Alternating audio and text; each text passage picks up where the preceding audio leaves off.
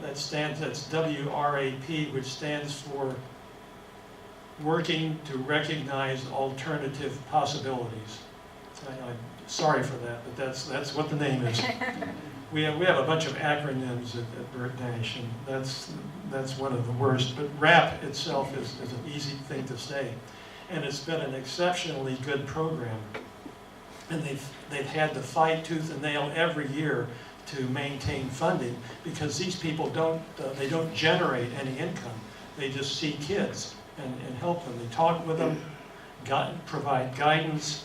They refer kids as necessary for more intensive treatment at Burt Nash, and they act as liaison between Burt Nash and the schools. At one time, every school in the school district had a RAP worker. Today, there are RAP workers in the high schools and in half of the middle schools, and that's it. Needless to say, the longer you wait to deal with a problem, whether it's physical or emotional, it's likely that the harder it's going to be to deal with it. And we do see the results of this. Every day we see people who have long entrenched depression or anxiety or post-traumatic stress disease or the disorder symptoms, who show up. This is long ingrained behavior at this point, and it's really makes it harder to change. The RAP workers could work with kids in the first place to prevent the drop in self-esteem and the development of really bad decision making.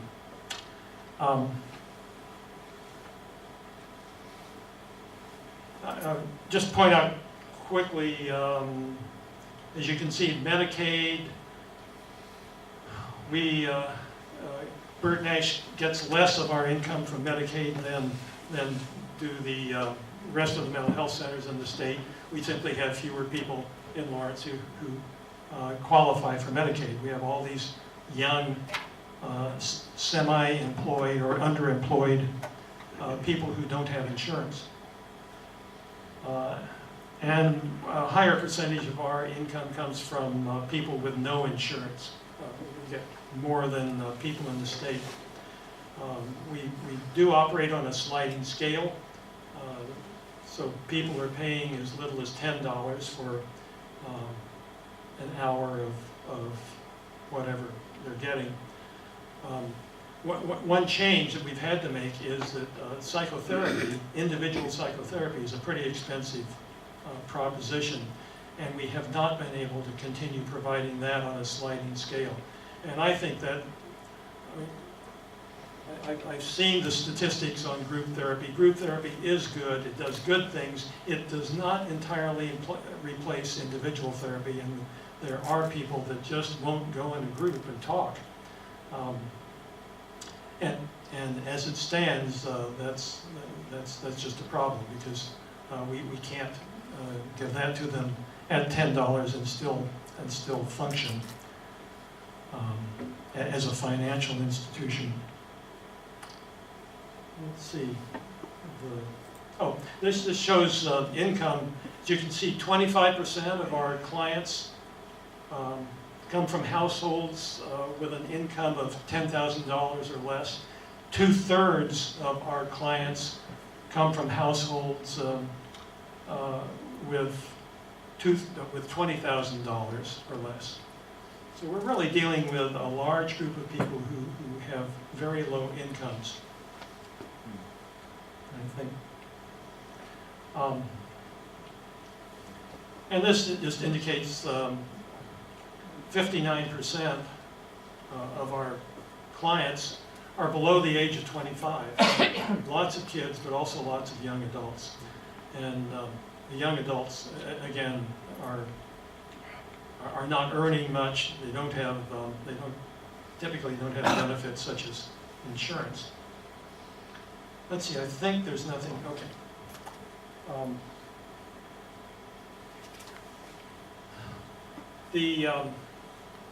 Well, just to go quickly, jobs have been a big problem for our clientele, and it's not entirely bad luck, depending on how you define bad luck. A lot of our clients don't have good education. A lot may not have finished high school. Many of them have, of course. A lot of them don't have good job histories, and a lot, because of psychiatric and other problems, don't have really good job histories. So they have a hard time getting a job in the first place. Then the recession came and really squeezed down, so that people, really skilled, good working people were squeezed out of good jobs as the workforce was slimmed down. And then they're fighting for the lesser jobs that our clients used to get. The process of looking for work, and I've known people who have been putting out resumes for well over a year with very little response. That is, talk about depressing. That's pretty miserable. I will say that I continually see people that finally do get a good job, and that's just, they are just so pleased, so grateful to finally be able to work for a living and have some security, know where they're going to be able to live. So these are not people that are looking for some way to just sit on the back porch and rock for the rest of their life. They'd like to be working.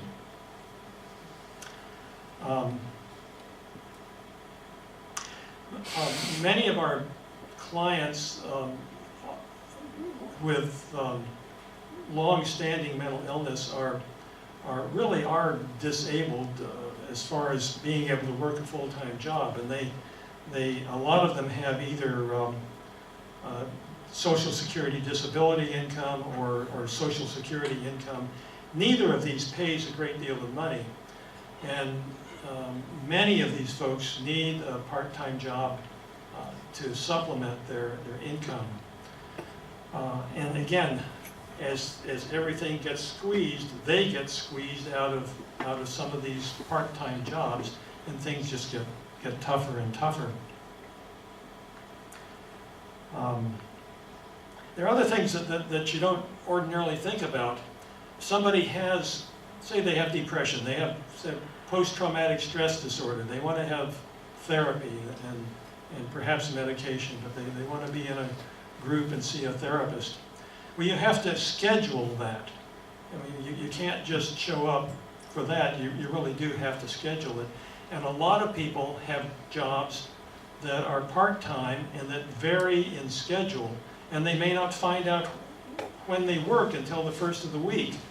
So they can't make an appointment for 2 weeks from Thursday because they don't know if they're going to be working or not. And they can't afford not to show up to work.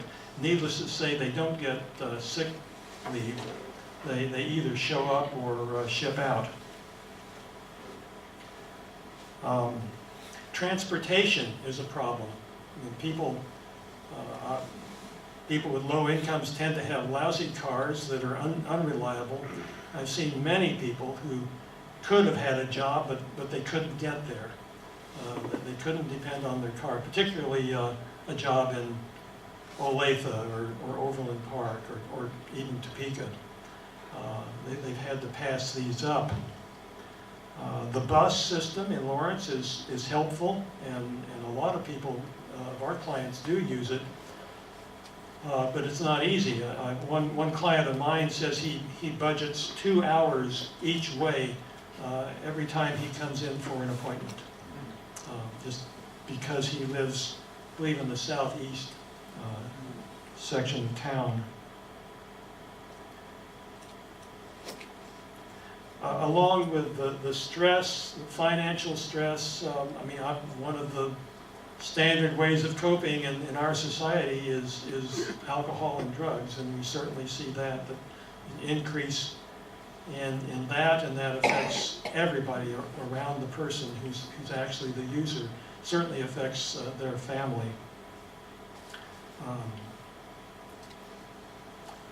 And this has become certainly a greater problem.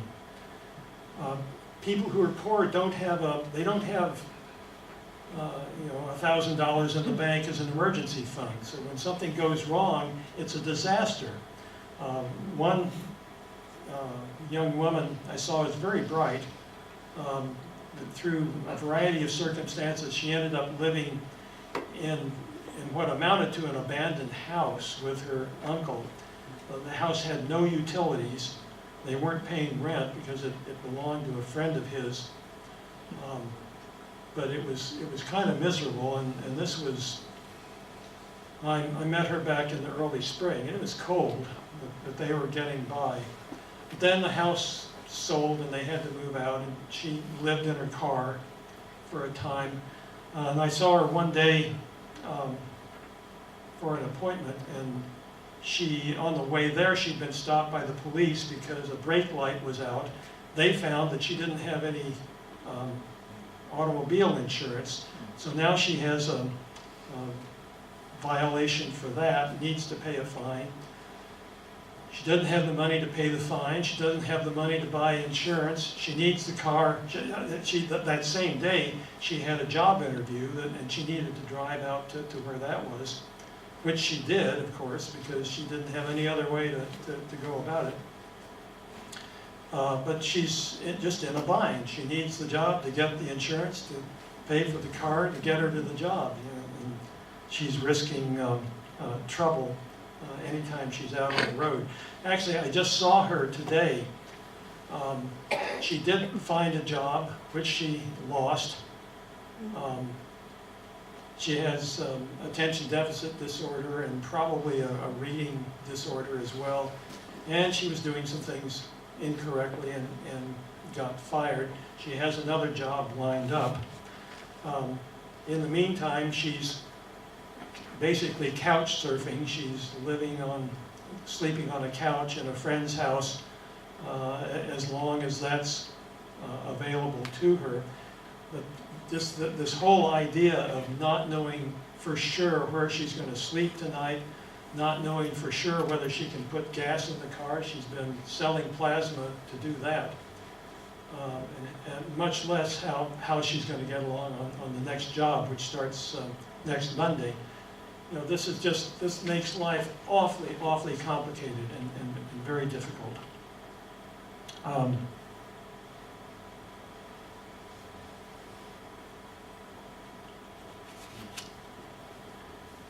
Most jobs, as I said, most jobs actually are part-time. And that's because the employers don't want to pay benefits. I have one client who I'm treating for bipolar disorder. He also has a history of heavy drug abuse for a while, but he's been clean now for at least a year and a half. He had a temporary job through an agency and did fine on that, but that job ended. And then after a couple of months, he got a job at Walmart. And he came in pleased as punch at having this job, making $8.15 an hour, 30 hours a week. And if he doesn't get sick and goes in regularly, he can earn a little bit more than the federal poverty level for one person. The only trouble is he's married. So he's supporting his wife on his $8.15 an hour for 30 hours a week. He says there's no chance that he's going to get advanced to full-time and essentially no chance of getting any insurance. It used to be that he would have qualified for Medicaid in Kansas, and I've known people who worked at Walmart and had Medicaid. But that doesn't happen now. They no longer meet the Kansas criteria. Their need is the same, but they can't get the help.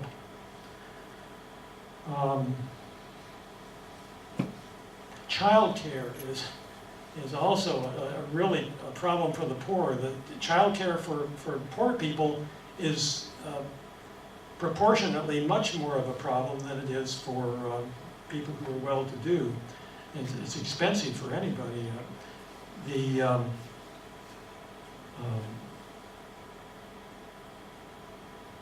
Child care runs from basically for two children in diapers. And one woman told me that when she checked around, it was going to be from between $500 and $1,000 a month just to pay for her children.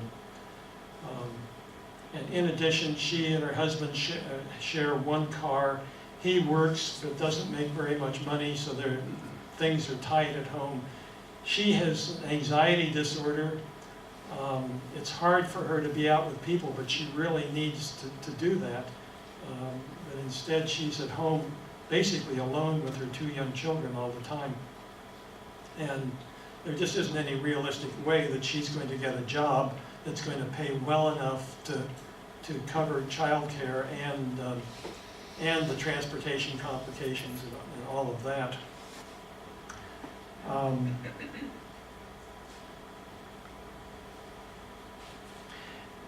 Financial stress in the home really has an effect on children. Children raised in poverty have a much higher incidence of psychiatric disorders later in life, especially depression. They're much more likely to grow up with low self-esteem and to have impaired vocational and educational performance. This is not to say that this is an absolute barrier to being successful. There are lots of stories of people who've come up from poverty to do great things. But I suspect for every one of those, there are quite a lot of other people who never really made it much farther out of poverty.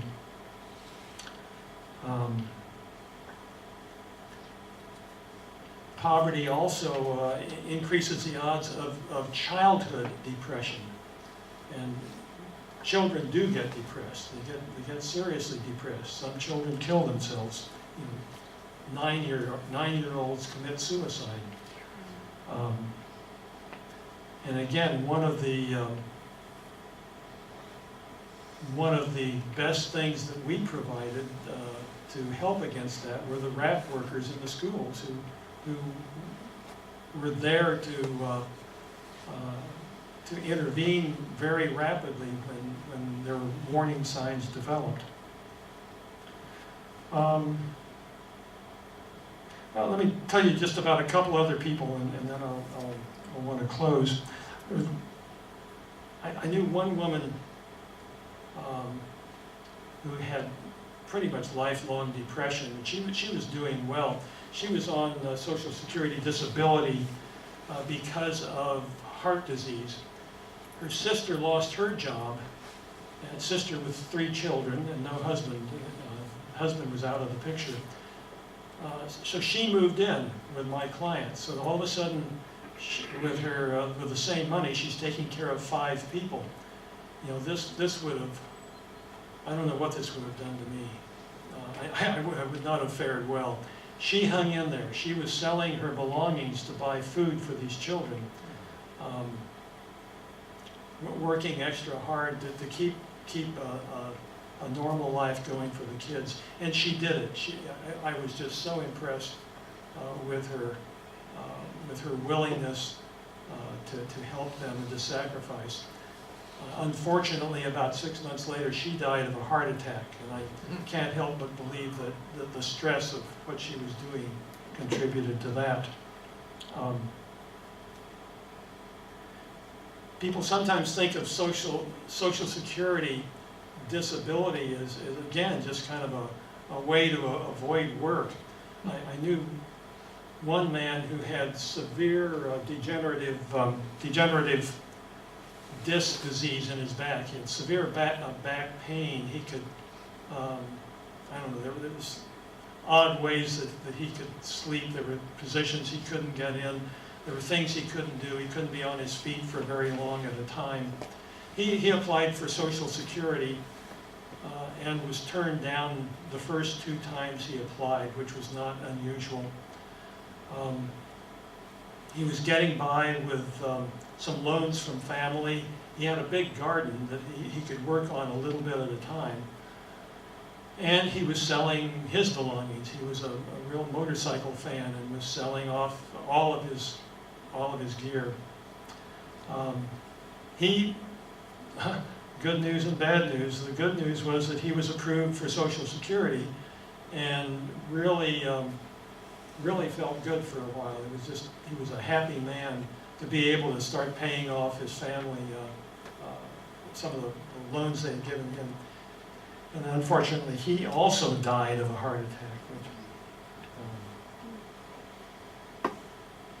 So anyway, I see people just all the time who are just getting by in situations that I don't know that I could handle.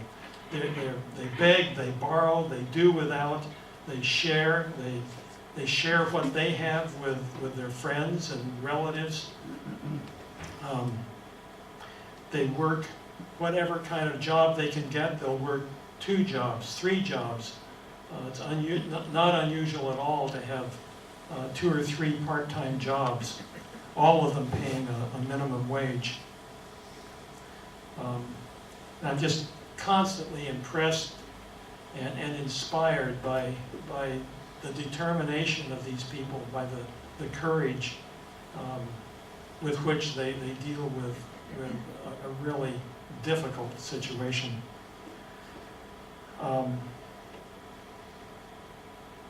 Let me briefly show you some things that you maybe could do to help. Okay. Buy locally. Spread your money around Lawrence and Douglas County. And anything that you can keep here. What were the bucks we used to have? I can't. There was a Lawrence currency about 15 years ago. Yeah, The real dollars. Yeah, that was intended to keep the money in Lawrence to stimulate more jobs. And if you can't do that, at least buy from Kansas corporations or American, even though this is a global economy now. Be generous with tips. You know, when tips are seem to be called for, it's by and large it's because that's an essential part of that person's income. It's not something that's extra. These are like wait staff are paid next to nothing, and you know, they're living on their tips. Same way with people who work in hotels. Anyway, be generous. If you have, if you know anybody who doesn't have insurance, encourage them to find out about the Affordable Care Act.